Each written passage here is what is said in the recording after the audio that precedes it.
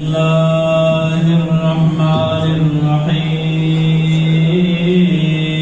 الرحيم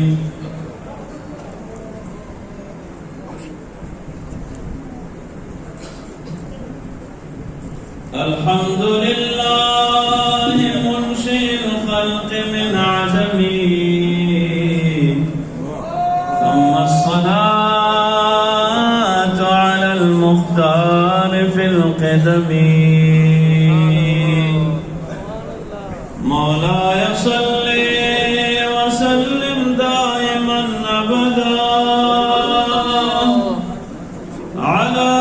حبيبك خير الخلق كلهم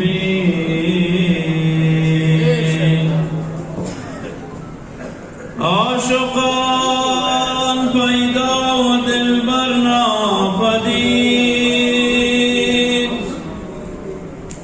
این چنین عشق به عالم کس ندید مرشدا بدرگاه چنان آمده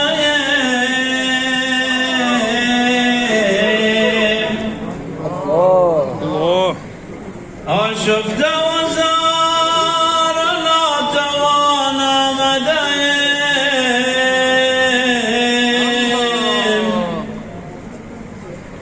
گر عطف توجه نکنی بر مایا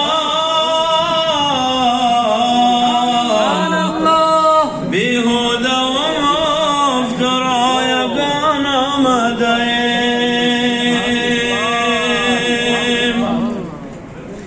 عرس حضرت پیر ارچی رهبرم عرس حضرت پیر ارچی رهبرم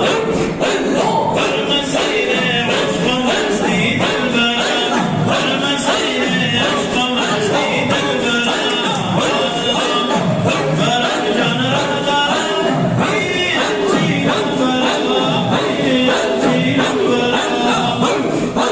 عرس حضرت پیر ارچی رهبرم